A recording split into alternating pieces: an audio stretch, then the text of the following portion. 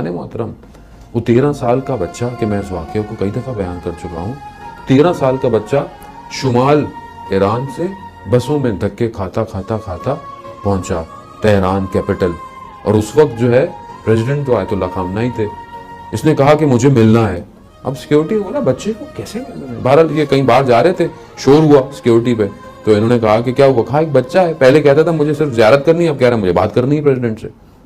تو کہا ابھی مجھے وقت ہے، جہاں جا رہا ہوں بات کرو۔ بچہ آنسو ٹپک رہے ہیں، 13 سال کا بچہ۔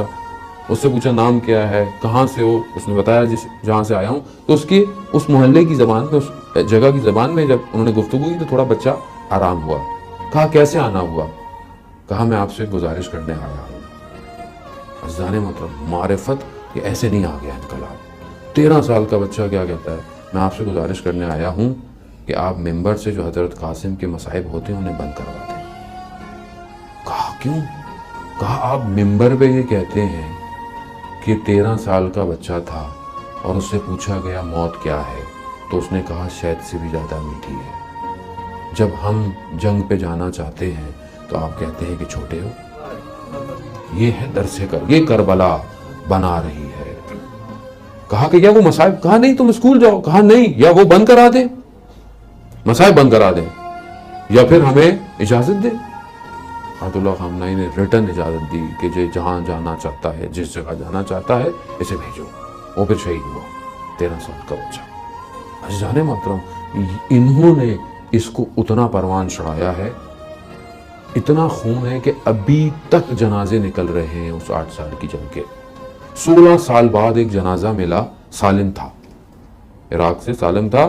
انہوں نے جب جنازہ دیکھا پریشان ہو گئے، کہا اگر یہ واپس دیں گے تو دنیا بولے کہ ہم نے کن اولیاء کو مارا ہے، تو انہوں نے اس کے اوپر تیزاب ڈالا۔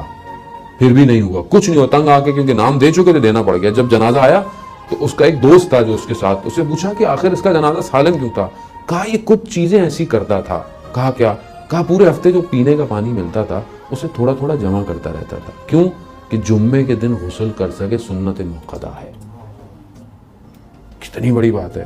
کہا دوسرا کام یہ کرتا تھا کہ جب عزاداری ہوتی تھی، امام حسین پر گریہ ہوتا تھا، تو یہ اپنے آنسوؤں کو کپڑے یا رومال سے صاف نہیں کرتا تھا، اپنے بدن پہ مل لیتا تھا۔ یہ نظام ان خونوں پہ کھڑا ہوا ہے، اسے دنیا کی کوئی طاقت ہلا نہیں سکتی۔